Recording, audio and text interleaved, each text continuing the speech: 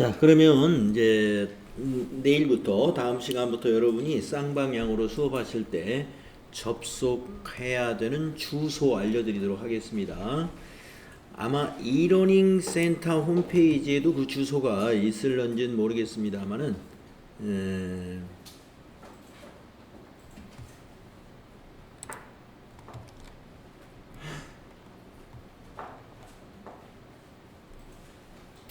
네, 이러닝 센터 홈페이지에서 공지사항에 제가 올려놓지 않은 것 같습니다. 여기도 가능한 한 올려놓겠습니다만은, 자, 우리 일반 홈페이지 네이버에서 검색하면은 접속이 되는 20top.co.kr 우리 학원 홈페이지 주소 20top.co.kr입니다.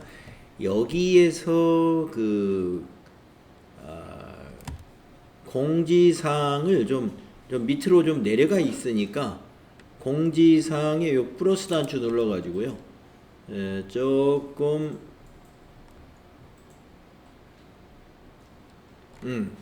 공지 위에 공지를 해놨네요.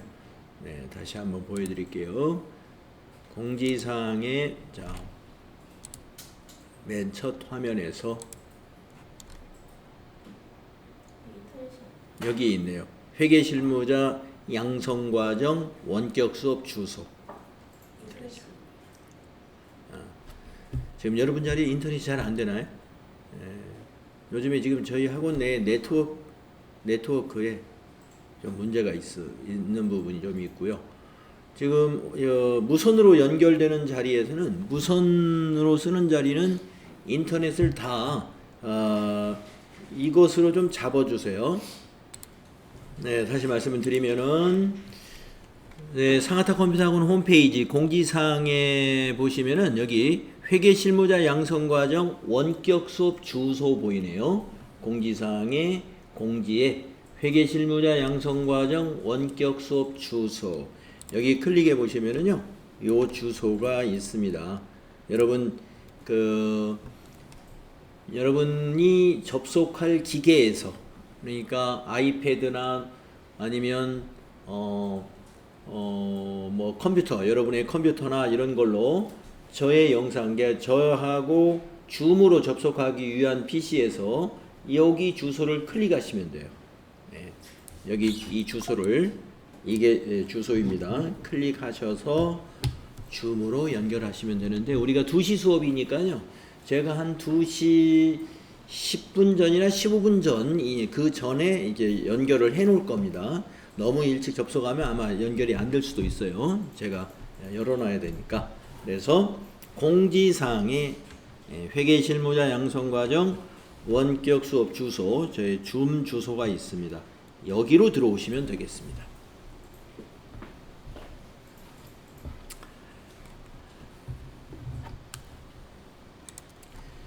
네, 그리고 이제 출석 관리는 그럼 어떻게 하는가? 출석 관리에 대해서 말씀을 드리면은요.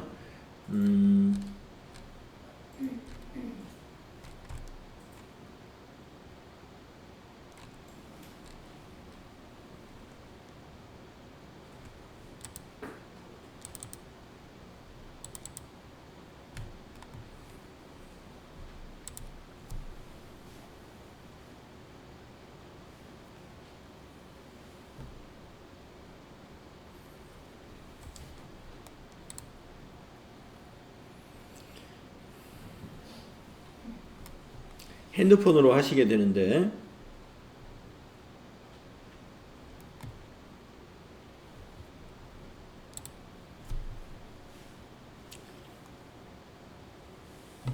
여러분 출결 찍으시는 요 프로그램 있으시죠?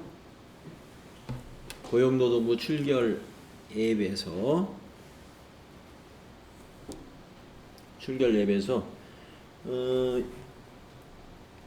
학원에 나오셨을 때는 이 비콘으로 눌러서 들어오시잖아요.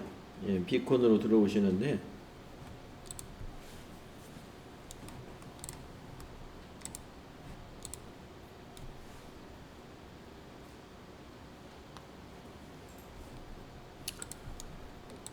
화면이 끊어졌네요.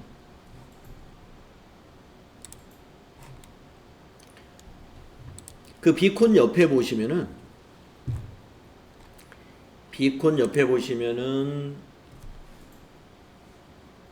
신호라고 있습니다. 예, 와이파이 신호처럼 이렇게 그림이 그려져 있는데 지금 화면에 전달이 안 되네요.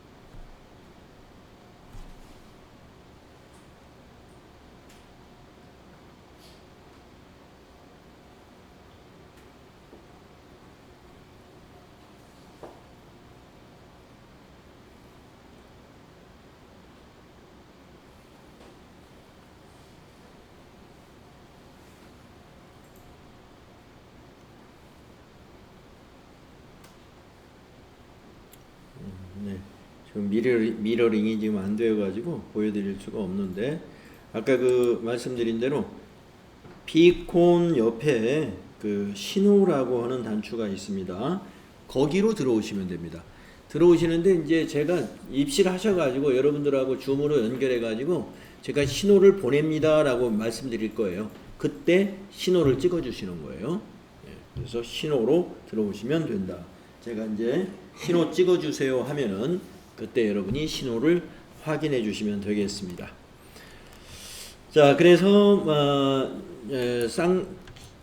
쌍방향으로 접속할 주소, 학원 홈페이지, 공지사항에 회계실무자 양성과정 원격 수업 주소, 여기서 확인하시면 되겠다는 거 말씀드렸고, 여러분 컴퓨터에는 그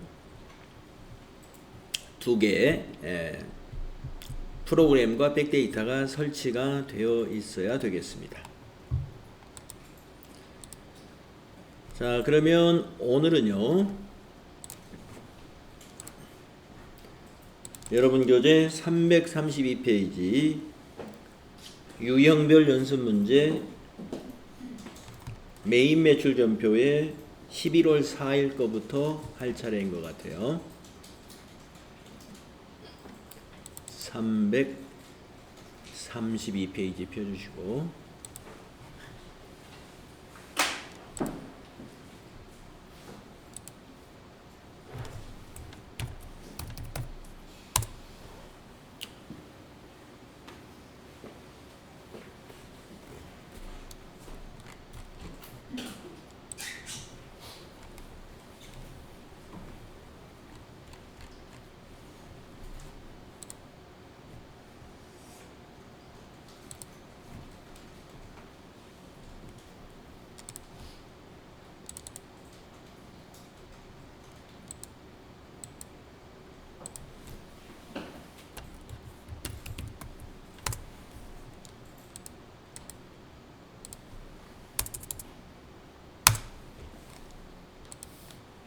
회사는 유형상사로 로그인 하시면 되죠.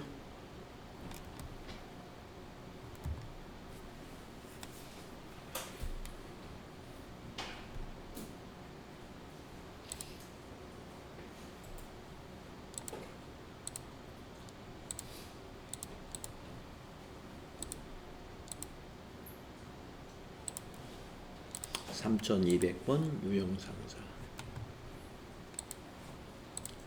메인 매출 전표로 가서 11월 3일 거 우리 입력했는지 한번 조회 한번 해보겠습니다. 11월 3일 네, 11번 과세 매출로 300에 3천만원짜리 입력했고요. 오늘은 11월 4일부터 하겠습니다. 자, 11월 4일 날짜 입력하시고, 자, 11월 4일 거래 보시면은 동신사의 상품을 판매하고 전자세금계산서 공급가액 500에 세액 50만원을 발급하였다. 대금 중 50만원은 동신사에서 발행한 당좌수표로 받고 나머지는 외상이다. 당좌수표로 받은 것은 현금 분괴하시는 거고요. 나머지 외상은 외상 매출금이 되겠죠. 그러면은 혼합으로 분괴를 선택하시면 됩니다. 자, 그러면 11월 4일 날짜로 유형은 11번 과세 매출이죠. 자, 유형 11번 과세 매출, 품명은 상품 하시고, 수량 단가 모르니까 지나가시고, 공급가액의 5 플러스 500만원 입력하시고, 거래처는 동신사, 전자세금란에 전자세금란에는 1번 전자 입력해야 되겠네요. 전자세금 계산서니까. 자, 분계는 3번 혼합 분계 하셔야죠. 그러면 대변의 부가세 애수금 부채 증가, 대변의 상품 매출 수익 발생 됐고요. 자, 세 번째 줄에 3번 차변의 101번 현금. 네, 101번 현금. 대금 중 50만 원이 현금이죠. 당좌수표가 현금입니다. 500 플러스 엔터 치시고 또 차변에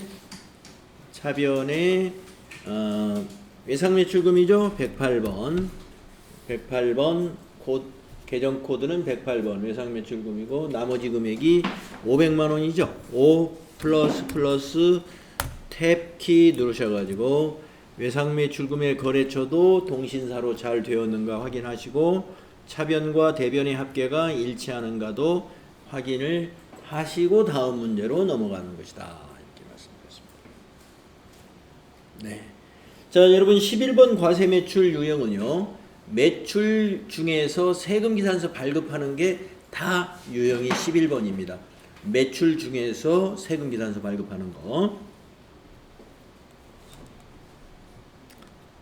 다음 11월 5일 거 보겠습니다. 우리 상사에 판매한 상품 중 일부가 불량으로 판명되어 반품받고 수정전자세금계산서를 발급을 했답니다.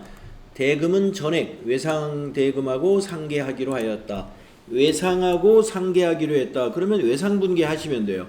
예, 외상분계 2번 외상분계하면 외상에서 마이너스가 일어납니다. 자, 그러면은 우리는 입력을 하면 되겠죠. 자, 11월 5일 날짜 바꾸신 다음에 이것도 세금계산서 발급건이니까 11번 과세매출 품명은 상품 되겠고요. 수량단가 지나가시고 공급가액에다가 마이너스 50만원 음수로 입력하시고 엔터 치면 부가세에서도 마이너스 5만원. 거래처는 우리상사 되겠고요. 우리상사. 자, 전자세금 계산서 발행했죠. 1번 전자입력. 분계는 외상대금과 상계하기로 했으므로 2번 하시면 되겠습니다. 그러면 2번 외상 분계가 되어서 차변의 외상매출금 마이너스 55만원, 대변의 부가세 수금 마이너스 5만원, 대변의 상품 매출 마이너스 50만원. 네. 이런 분계가 되겠습니다.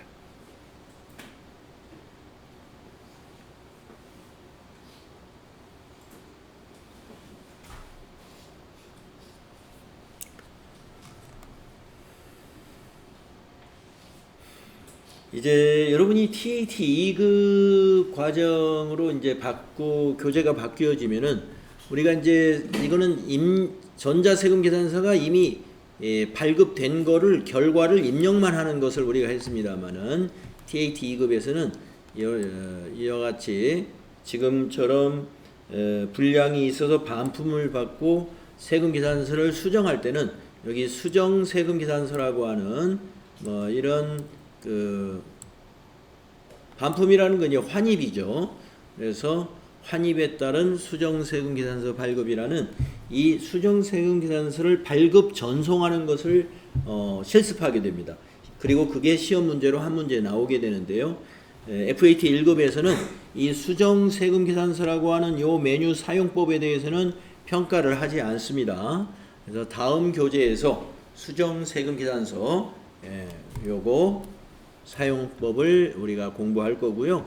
뭐 여러분 복수거래는 이미 연습해봤죠. 복수거래라는 거. 그 다음에 어음 등록도 여러분 연습해봤죠. 앞에 있는 3일 패션 할 때. 자, 그리고 밑에 마이너스 분계라는 게 이런 거예요. 외상매출금이 줄어들려면 원래 대변에 가야 되는데 외상매출금을 차변에 그대로 두면서 숫자를 마이너스 55만 원을 하기 때문에 우리가 이것은 외상매출금이라는 자산의 감소가 되는 것입니다. 또 부가세 예수금이 부채잖아요. 줄어들으려면 차변에 기록하는 것이지만 대변에 기록하면서 숫자를 음수로 마이너스로 입력하면 이것도 또한 부채의 감소가 되는 거죠. 마찬가지로 상품 매출에서도 이제 취소시켜야 되잖아요. 수익을 취소시키는 것은 차변 항목이 되겠습니다. 하지만 대변에 기입하면서 마이너스로 기록하게 되면 이것 또한 수익의 취소가 된다.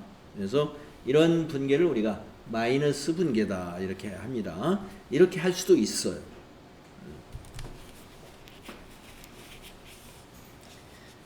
자, 그러면 다음 11월 6일 거래를 보도록 하겠습니다. 업무용 승용차를 한국 상사에 매각했죠. 이걸 우리가 유형자산 매각거래라고 하는데 FAT 1급의 그 메인 매출전표 분계 중에서는 제일 복잡한 분계가 바로 유형자산의 매각 또는 무형자산의 매각, 이러한 자산 매각 거래가 되겠습니다. 이 무형자산이든 유형자산이든 매각 거래의 경우는 밑에 분계가 간단하지가 않아요. 그래서 이것은 좀 반복 연습을 해 둬야 여러분이 시험 보는 날 뭐라 그럴까요? 막히지 않고 잘 해낼 수 있을 거예요. 자, 이 유형자산이나 무형자산의 그 매각 거래는 뭐 FAT 1급에만 시험이 나오는 게 아니라 계속 나옵니다. TAT 2급이든 뭐 TAT 1급이든 최고 높은 급수까지도 이런 거래는 자주 나오는 문제예요. 자주 나오지는 않지만은 자주 나오죠. 자주 나와요. 뭐 두 문제, 세 문제 나오는 게 아니라 한 문제 나오는데 굉장히 빈번하게 나온다. 그러니까 여러분 시험 볼 때도 이런 문제는 나올 확률이 매우 높다. 물론 다른 것들도 나오지만 이제 지금 복잡한 문제 중에 하나니까 잘 알아두셔야 돼요. 자, 그래서 업무용 승용차를 매각했습니다. 그러면서 전자세금계산서 발급을 해 줬고요. 공급가액이 600만원, 세액이 60만원 이렇게 발급을 했어요. 우리가 이제 개인들의 경우는 승용차를 자기가 타던 개인 승용차를 처분하면 부가세가 없죠. 개인에게는 부가세를 과세하지 않아요. 하지만 법인이 즉 회사가 승용차 업무용으로 쓰던 승용차든 화물차든 이런 자산을 매각하게 되면은요 부가세가 과세됩니다. 부가세가 과세돼요. 자, 그래서 공급가액이 600만원, 세액이 60만원 이걸 발급했어요. 그러면 한국상사로부터 660만원을 세금 포함해서 받으면 되는 거죠. 그래서 대금은 전액 당월 말일에 받기로 했습니다. 그러면 말일에 받기로 했으면 이걸 외상매출금이냐? 그렇지가 않죠. 우리가 위에서 3일 거래, 4일 거래, 5일 거래 이런 거래들은 상품 거래이기 때문에 대금을 뭐 말일에 받기로 했다. 그러면 외상매출금에서 외상분계합니다만은 이 자산의 매각은 말이죠. 말일에 받기로 했다 그러면 미수금이 돼요. 미수금. 그리고 무형자산이 됐든 유형자산이 됐든 이 매각 거래는 분계를 무조건 혼합으로 분계를 선택해야 돼요. 혼합으로. 다른 방법은 없어요. 혼합. 혼합으로 해야만 분계를 즉 회계 처리를 제대로 할 수가 있다. 이렇게 보시면 돼요. 그래서 전액 말일에 받기로 했다 해가지고 덜컥 외상 분계하면 그때부터 꼬이기 시작하는 거예요. 밑에 뭐가 안 맞아요. 외상 분계 선택하게 되면. 그래서 유형자산 또는 무형자산 매각 거래가 나왔다. 결제를 뭘로 했든 간에 무조건 혼합으로 분계해야 되는구나. 요거부터 기억을 해 주시고. 자, 그리고 이런 거래는요 반드시 이런 자료를 더 줘야 됩니다. 아니면 자료를 주지 않는 경우는 조금 까다롭게 문제를 낸다고 그럴까요? 그럴 때는 고정자산, 등록된 고정자산을 조회하여 처리하시오 이렇게 문제를 낼 수가 있어요. 그럼 무슨 말이냐? 고정자산에 등록해 놨으니까 조회해서 처리해라. 그걸 조회하라는 게 바로 이걸 조회하라는 거예요. 이 자산의 취득금액은 얼마이고 이 자산의 처분 시까지의 감가상각 누계액은 얼마냐? 이걸 봐야 되는데 우리가 고정자산에 등록해 놓은 것은 전기나 전기 이전에 구입한 거라면은 감가상각 누계액은 이게 언제 거예요? 2022년 12월 31일 전기 회계년도의 마지막 날, 즉 결산분계 때까지 반영된 감가상각 누계액이거든요. 그러면 지금 11월 달에 11월이면 지금 2023년 11월 6일을 말하는 거예요. 그러면 이 승용차를 지난해 이 결산 때 2022년 12월 31일 결산 때 감가상각을 했고 당기에는 아직 안 했단 말이에요. 이건 결산 때 하는 거니까. 그러면 문제를 조금 어렵게 낸다면은 11월까지 11월 6일이니까 10월까지를 해야 되겠네요. 10월까지의 당기의 감가상각을 계산하여 반영해라. 이렇게 하면은 요 감가상각 누계액에다가 월할로 계산해 가지고 10개월치 감가상각을 해서 여기다 더해 줘야 돼요. 또 당기분을 계산해 가지고 여기다 더해 주면 되는데 그런 것을 전부 다 어디서 할 수 있어요? 고정자산 등록 화면에서 할 수 있어요. 네. 고정자산 등록 화면에서 할 수 있습니다. 밑에 처분 날짜 입력하면 회사 계상 상각비. 자, 보여드리면요. 문제가 만약에 그렇게 나왔다 하면은 고정자산 등록된 거를 가지고 처분 분계를 하도록 문제를 냈다면 여러분이 이 고정자산 등록 화면을 보고 우리 유형 상사는 지금 고정자산 등록된 게 하나도 없네요. 자, 여기 빈 화면이지만 보여드릴게요. 처분할 때는 여기 양도 날짜를 여기다 입력해요. 네, 양도 날짜. 그러면 이제 2023년 11월 6일 이렇게 입력할 거란 말이에요. 입력하면 어떤 계산이 일어나느냐면 여기 회사 계상 상각비가 고쳐져요. 예. 그동안에는 1년치가 여기가 입력되어 있다가 여기 양도 날짜를 입력하면은 이 양도 날짜를 반영한 당기의 감가상각비가 여기 나타납니다. 그러면 여기 있는 금액을 더해 주시면 된다 이런 말씀이에요. 예. 어디에다 더해야 돼요? 여기 있는 전기말 상각 누계액, 이 전기까지 상각한 거에다가 당기 거, 여기가 당기예요. 회사계상 상각비 이 두 개를 더해서 감가상각 누계액으로 계산하시면 된다.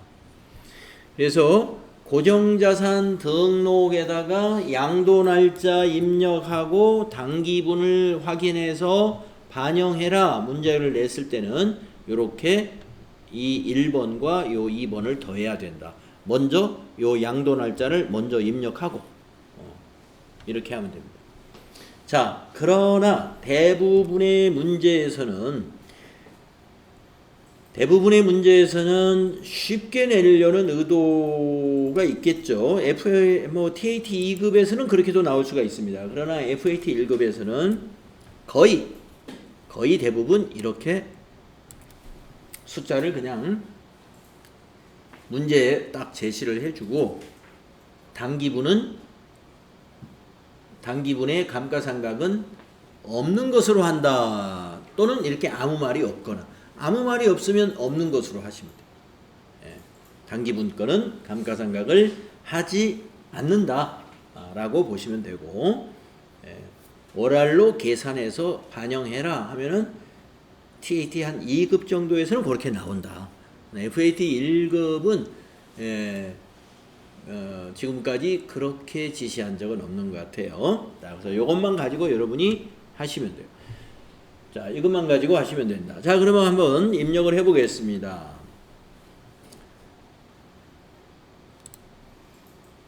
자, 메인 매출 전표 가셔가지고 날짜가 11월 6일입니다. 6일로 바꾸신 다음에 유형은 세금기산서 발급하는 매출은 전부 다 11번 과세 매출. 자, 품명에는 승용차 매각. 수량단가 지나가시고 공급가액에다가 얼마에 팔았느냐? 600만원에 팔았다. 그러면 부가세 60만원 나타나고요. 합계는 660 나오겠습니다.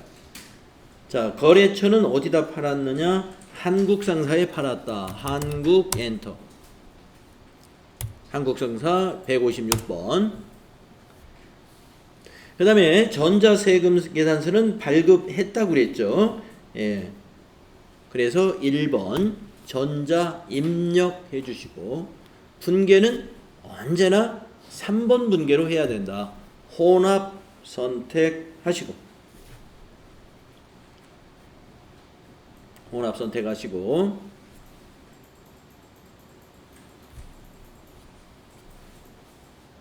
자, 밑에 분계 내용을 보겠습니다. 자, 대변의 부가세 예수금.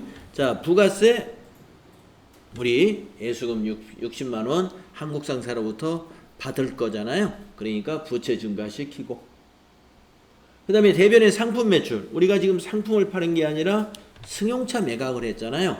그러니까 승용차는 차량 운반구니까 우선 코드를 차량 운반구로 바꿉니다.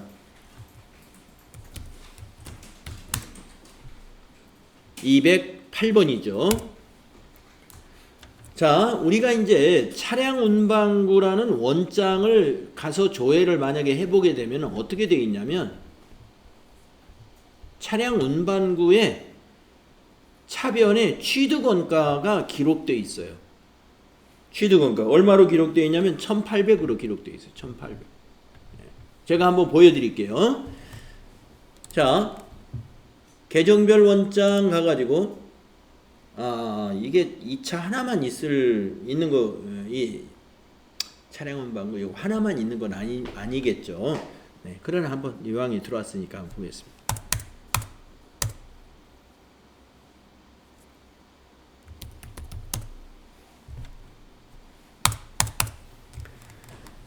자, 차량 운반구 보시게 되면은 차량 운반구, 네, 여기 있잖아요. 차량 운반구.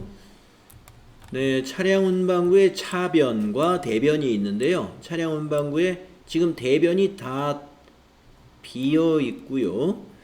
11월 6일 거 우리 입력한 거 여기 들어왔네요. 예.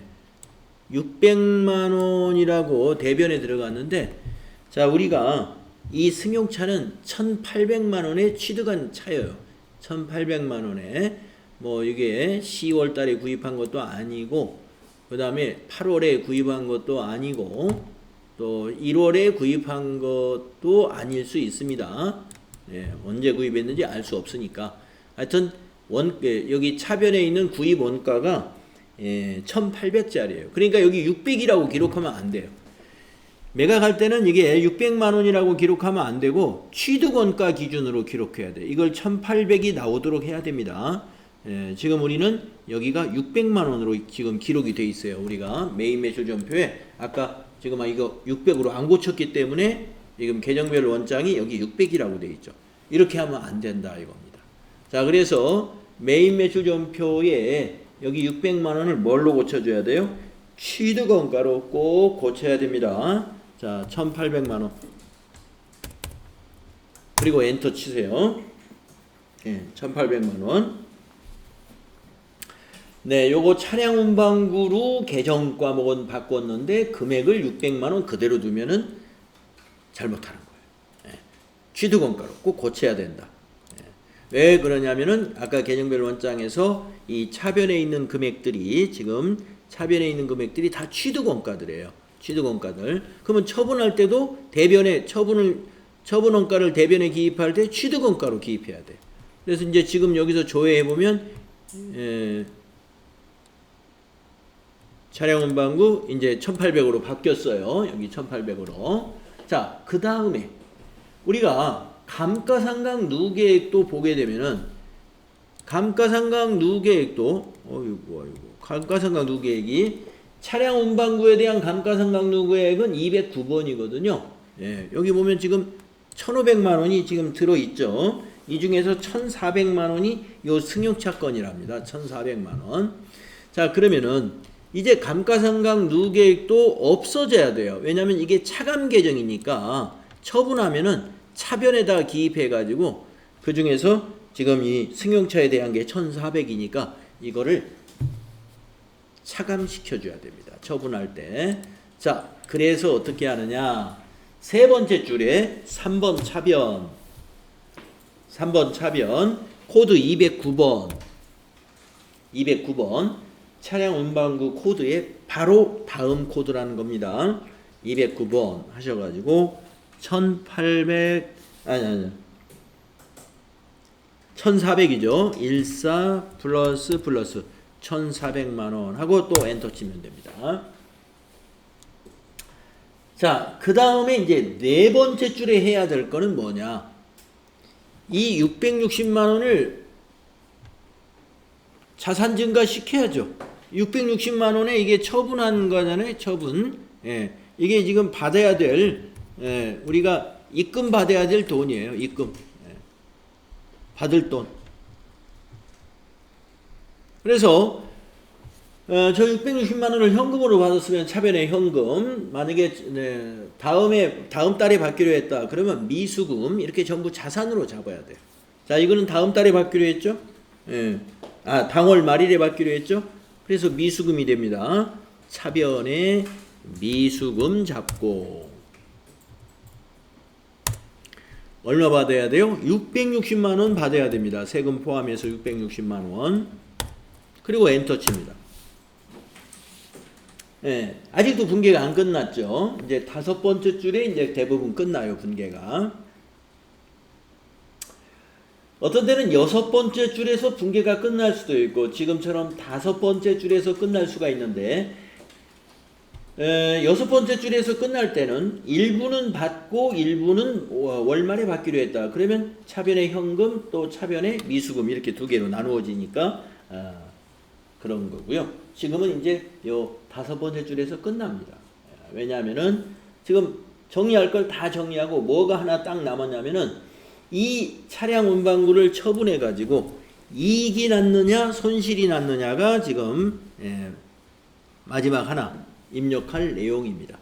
자, 밑에 차액이 양수로 200만원 표시되어 있죠. 양수. 음수가 아니고 양수면 이익이다 이겁니다. 그때는 이익, 처분 이익.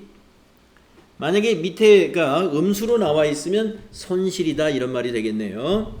자, 그러면 왜 이익이 났는지 한번 잠깐 따져보면은요. 숫자가 간단해가지고 금방 확인해 볼 수가 있습니다. 자, 숫자들이 그냥 100만원 단위니까 간단하죠. 자, 이 차량을 1800에 구입해가지고 그동안 감가상각 누계액이 1400이기 때문에 이 1800에서 1400을 빼게 되면은 그것이 우리가 뭐라고 그래요? 장부금액이라고 하죠. 이 장부금액과 뭐를 비교하느냐면 처분금액을 비교합니다. 그래서 장부금액이 더 크면 이익이 나오는 것이고 장부금액이 작으면 이익이 나와야죠. 장부금액이 작으면 이익이 나오고 장부금액이 더 크면 손실이 나옵니다. 좀 반대로 얘기하는 게 더 편하겠네요. 처분금액이 더 높으면 이익, 처분금액이 장부금액보다 낮으면 손실이다 이런 얘기입니다. 자, 그러면 처분금액이 얼마냐면 이 공급가액이 처분금액이에요. 합계가 처분금액이 아니고 공급가액이 처분금액입니다. 그러면 600만원이 처분금액이에요. 그러면 장부금액은 얼마냐? 취득금액 1800에서 감가상각 누계액을 뺀 게 장부금액이에요. 그러니까 장부금액은 400만원이다 이거죠. 400에서 600만원을 빼니까 어때요? 200만원 처분금액이 더 크죠? 요 순서를 좀 바꾸는 게 더 낫겠네요. 그러고 보니까, 쓰고 보니까. 처분금액 앞에 쓰고 장부금액을 뒤에 쓰는 게 더 좋을 것 같아요. 그래서 양수로 나오면 이익이다 이거죠. 그래서 여러분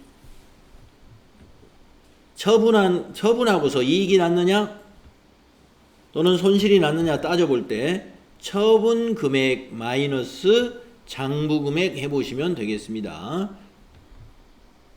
순서를 이렇게 쓰는 게 맞을 것 같아요. 그러면 이제 지금 여기다 대입을 해보면 처분 금액이 여기 600만원, 600만원이고 장부 금액은 1800 빼기 1400이니까 400만원 이렇게 된다. 그래서 200만원 이익이다.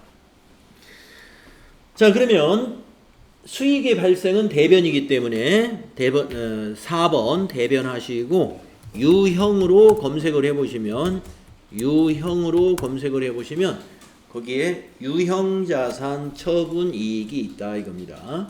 유형자산 처분이익 914번 엔터하시고 유형자산 처분이익 200만원 입력하시면 되겠다. 마지막에 탭키 누르셔가지고 여기 거래처 고쳐야 될 것은 없는지 차변과 대변 합계는 일치하는지를 확인하시면 되겠습니다. 우리가 이제 뒤에서 유형자산 처분 문제를 더 만나볼 수 있을 겁니다. 또 반복을 하겠지만 여러분이 이 문제를 반복적으로 연습을 하셔야 된다. 복잡한 표현이에요. 차분하게 해야 이 문제를 맞출 수가 있을 겁니다. 다음은 그 밑에 무형자산 매각 거래가 또 하나 있었어요. 11월 7일 거 또 해보겠습니다. 특허권을 스마일에 매각하고 전자세금 계산서 공급가액은 250만원이요 세액은 25만원을 발급했습니다. 대금은 전액 현금으로 받았습니다. 장부 금액은 300만원입니다 라고 알려줍니다. 자, 다른 점이 뭐였어요? 유형자산에서는 취득금액을 알려줬고 감가상각 두 개의 데이터를 알려줍니다만은 무형자산은 장부금액만 알려줍니다. 무형자산의 등록이라고 여러분 우리가 아직까지 고정자산 대장에다가 등록을 해본 경험이 없으시죠? 아직은. 다음 교재에서 이제 무형자산 등록하는 거 하나 연습을 해볼 거예요. 그때 해보시면 알겠고요. 그 다음에 이론을 여러분이 이미 공부하셨기 때문에 요건 기억하시죠? 무형자산은 어떻게 한다? 감가상각 누계액이라는 차감 계정으로 간접 상각을 하는 게 아니라 무형자산은 직접 상각한다. 요 얘기 들으셨죠? 직접 상각. 다시 말해서 감가상각 누계액이라는 유형자산처럼 차감 계정이 없어요. 자산에서 직접 빼버려요. 그러니까 감가상각 누계액이 없으므로 알 필요가 없는 겁니다. 그러면 요 장부금액이라는 건 뭐예요? 이미 상각할 거 다 뺀 나머지 잔액이 그게 장부금액인 거예요. 그러면 우리가 처분분기할 때 장부금액 직접 쓰면 돼요. 아까는 유형자산은 취득금액 쓰고 차변에 다시 감가상각 누계액으로 차감시켜주고 이렇게 2단계로 우리가 정리를 했는데 무형자산은 정리 하나만 하면 돼요. 감가상각 누계액 없으니까 대변에 특허권 장부금액 바로 기입하면 됩니다. 이 말입니다. 감가상각 누계액이 없어요. 그래서 밑에 처분 분계할 때 뭐예요? 4줄이면 끝나겠네요. 4줄. 아까 유형자산은 5줄이 필요했죠. 감가상각 누계액 정리 한번 하니까 이거는 4줄이면 끝나겠다. 자, 대금은 현금으로 받았습니다. 이번에는 현금. 자, 그러면은 이것도 혼합으로 분계해야 돼요. 현금 받았다 하더라도 혼합 분계하겠습니다. 자, 날짜를 11월 7일로 바꾸시고 유형은 11번, 세금계산서 발급은 11번, 품명은 특허권 매각, 수량단가 지나가시고 공급가액은 250만원, 250만원,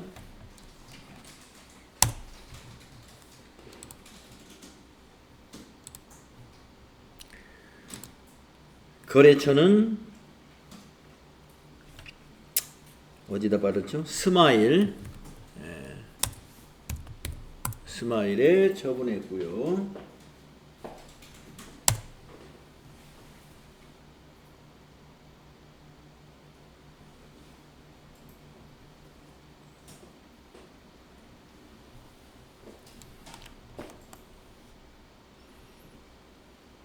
전자세금계산서는 1번이죠. 발급하였다 1번. 분계는 3번. 자, 부가세 애수금 25만원 맞고요. 상품 매출이 아니고 특허권 매출이 매각한 겁니다. 자, 그래서 코드에다가 특허권 232번이네요. 특허권. 자, 대변에 취득원가가 아니고 이거는 장부금액을 적는 거예요. 그래서 300만원.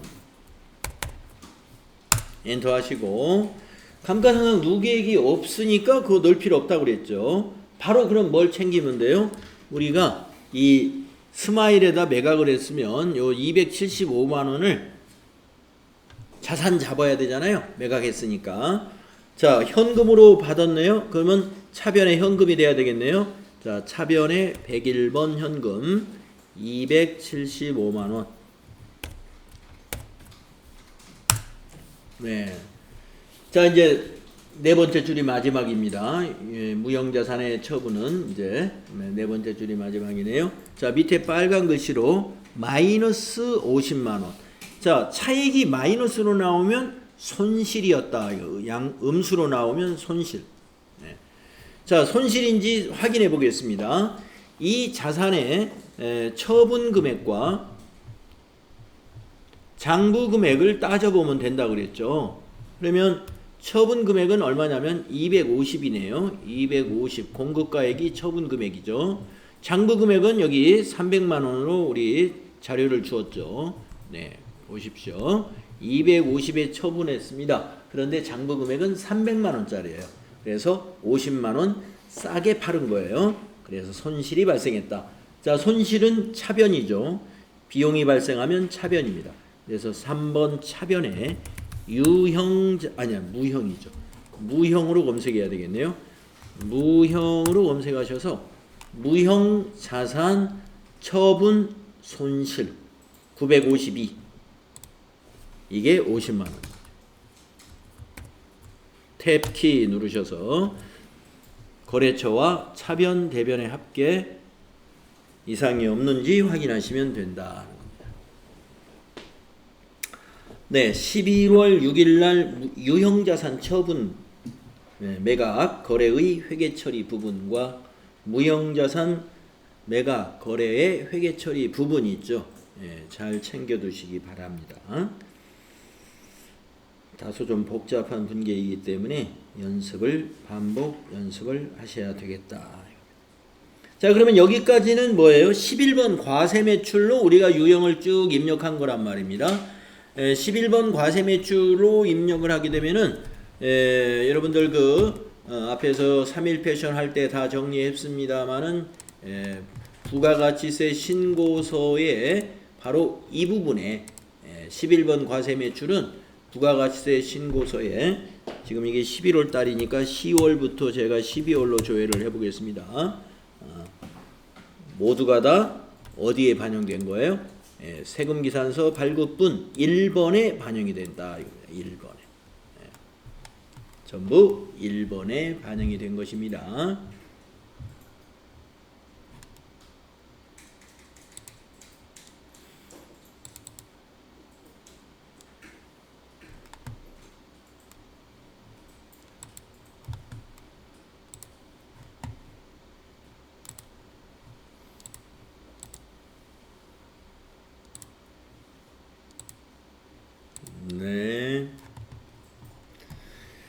네. 다음에는 거기 3번 그 밑에 11월 8일 거래 여기까지 하고 좀 쉬었다 할게요. 자, 11월 8일 거래 보시게 되면은 주식회사 신한상사에 면세 대상 상품을 판매하고 전자계산서를 발급했습니다. 대금은 전액 서울은행 보통예금 계좌로 입금이 되었어요. 면세 사업을 겸업하고 있다고 가정할 것 이랬습니다. 자, 우리가 세금계산서 발급 거래하고 이건 다르죠. 계산서를 발급한 겁니다. 전자계산서. 그래서 계산서 발급은 면세 제화나 용역의 거래의 경우는 계산서를 발급합니다. 세금 계산서 대신에. 따라서 뭐예요? 유형이 달라집니다. 자, 그러면 매입 매출전표 날짜를 11월 8일로 수정하시고 유형을 여기 보시면은 13번이라고 있어요. 이게 계산서 발급 유형입니다. 계산서를 우리가 발급했다 그러면 무조건 13번 선택하시면 됩니다. 그래서 13번 면세 매출 되겠고, 품명에는 그냥 상품이네요. 면세 상품. 공급가액에다가 200만원 입력하시고, 면세기 때문에 부가세 건너뜁니다. 거래처는 신한상사가 거래처네요. 신한상사. 전자세금계산서죠. 전자계산서니까 1번 전자 입력해 주시고요. 분계는 보통예금으로 입금이 되었죠. 그러면 혼합 선택합니다. 혼합. 자, 대변의 면세 상품도 상품 매출이에요. 수익 발생했고요. 내려와서 차변에 103번 보통예금 금액은 200만원 차변에 기입하시고 탭키 눌러서 이 보통예금은 꼭 뒤에 이 마무리 거래처를 은행으로 꼭 수정하고 마무리해야 돼요. 그래서 은행이 어디냐? 서울은행이잖아요. 그래서 코드에서 서울 엔터, 서울은행 보통 엔터 하셔야 된다. 요거 꼭 바꿔주시는 거. 까먹지 않았죠? 예금 관련 개념 과목은 거래처를 꼭 은행으로 바꾼다. 네, 이렇게 해서 13번 유형, 13번 면세 매출 유형은 계산서 발급하는 거래는 13번 면세 매출이다. 이거 정리하셔야 되겠습니다. 그래서 지금 11번 과세 매출과 13번 면세 매출 두 가지 유형을 유형상사에서 지금 연습했고요. 다음 시간에는 17번 유형부터 또 이어서 연습할게요. 쉬었다 하겠습니다.